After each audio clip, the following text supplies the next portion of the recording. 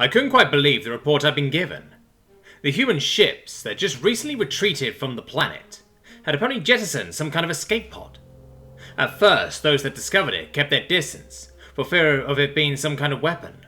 Sore loser was one of many new terms and words added to our lexicon since encountering humankind. We expected that since they'd been unable to take and control ground in this biosphere, that they would attempt to take it in the sense that we would no longer be able to use it. However, it didn't explode. Eventually, long-range scans were able to prove with certainty that there was no form of weapon aboard, but that it did contain 6 human life forms. Everyone who heard that rejoiced. We had long since learned of humankind's compassion and willingness to sacrifice to their own. We'd even found multiple instances where we were able to use this against them. To any other race, the idea of 6 individuals would mean next to nothing. These were humans though. We immediately started thinking and planning on what we could try to get for them. According to one report, the humans made no attempt to resist arrest. They allowed themselves to be marched, or more accurately dragged, to a nearby facility where they would be held. The report stated that these humans were pathetically weak, one of which was barely capable of keeping himself upright. This struck me as odd. Humans boasted several impressive qualities, sturdiness and stamina among them. Then again, they did survive a direct collision with the planetary surface. That durability was probably the only thing that kept them alive in the first place. Lastly, the report mentioned the planet's surface reacting strangely to these humans. It broke out in rashes near where they coughed, and the few who dropped blood as they walked left agitated veins in their wake. That distressed me somewhat. Our relationship with our planets is our most powerful asset, and if the humans had found a way to use that against us, it would be terrible indeed. I pushed my doubts away though, as I considered the likelihood of that scenario. Our first planet was a result of millennia of work, and since then, we perfected the art of terraforming planetary bodies to meet our needs. There was no way human science had even begun to encroach on a way to crack this code. It wasn't uncommon for the planet to react strangely to humans. This was just the most extreme it had ever been. Humans, after all, produce so many fluids and carry so many forms of bacteria that we still wonder to this day how they evolved to their current point at all. Quarantining the area would likely see a restore within a few solar cycles though. I was waiting in a room where I had access to a feed, watching an interrogation chamber. Recently we'd been able to successfully link a translator with one of the humans' minds.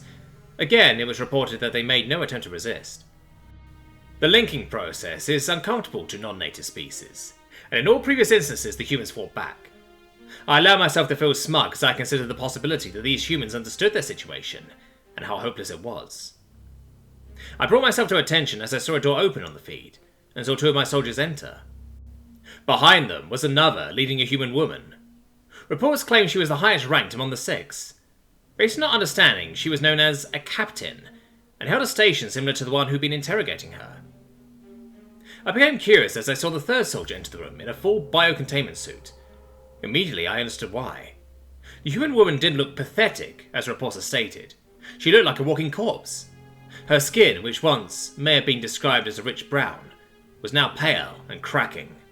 Her eyes were sunken and vacant. There was blood around her mouth, and her entire body was shivering beyond what she could control. She fell into the seat provided, and I could see the soldier who'd been questioning her look on in disgust. "What's even the point of this? Looks like she'll die right here, long before she can provide any interesting information." They were cut off as she started coughing. Nothing serious, but some more blood gathered in the corner of her mouth. "Want to know why we're here?"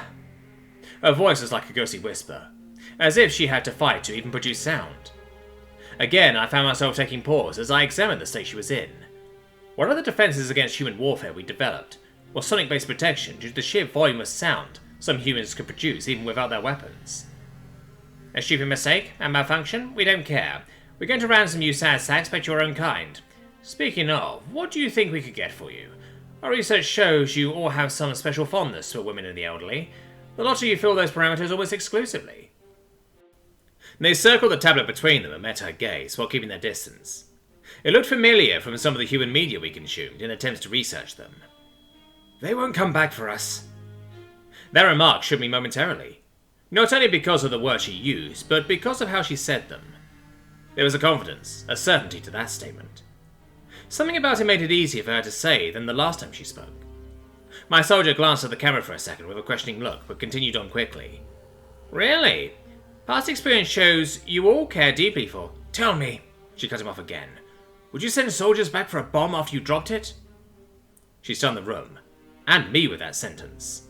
At first because we weren't exactly sure what she said, then because we weren't sure what she meant. Our silence was broken as she started to cough again. She wasn't able to stifle it this time, as her body heaved and a volume of blood flew from her mouth, splashing against the tablet. The soldiers recoiled, even the one in the containment suit. I was relieved to be in a separate room. Our research has shown us the kinds of sicknesses humankind was susceptible to. You mean to say the craft is so elegantly piloted straight into the ground is a bomb? She shook her head and raised her hand, pointing a bony finger at herself. You're the weapon!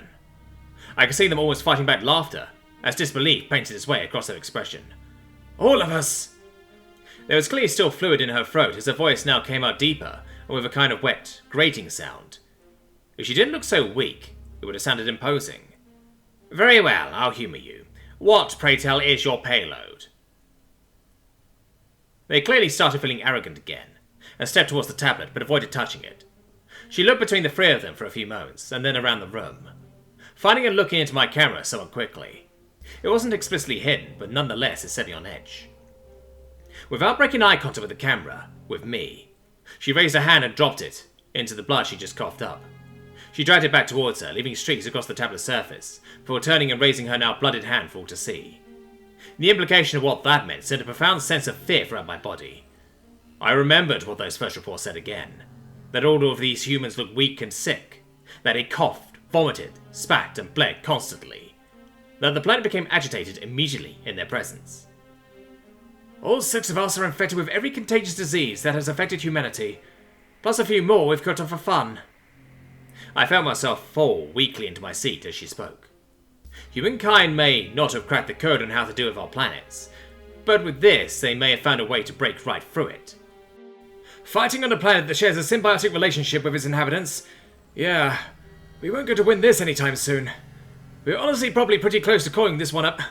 She had to stop as she coughed again, spitting more blood. This time she seemed to try and aim at the soldiers not wearing a suit. A loss! Congrats! We didn't like to do that. My mind was a screaming confliction. I was trying to order my soldiers to restrain a prisoner who was making attempts to dominate the room. At the same time, I wanted nothing more than to get out of this room, away from this facility, and off this planet. Then you went and broke the rules. You attacked civilians and non-combatants. We gave you a chance to explain yourselves. You threw it back at us and gloated. She dragged her other hand through the blood and threw herself at one of the soldiers. She flopped to the ground and they ran towards the door, the look on their face begging me to unlock it. Biological warfare. To do it back home would be the darkest, most egregious sin. Against bastards like you, it's just Tuesday. I unlocked the door and my soldiers fled in the most unprofessional display I'd ever seen. I was about to follow them when a blinking light on my side caught my attention. It was a datapad with a new report coming in. The site of the human crash had been quarantined. The agitation to the planet had quickly gone beyond anything we'd seen before, though. It was now spreading beyond the quarantine zone, and soldiers near the site were showing similar symptoms. I literally felt my body and mind give up as I scratched at an itch. There'll be no outrunning this, no surviving this attack.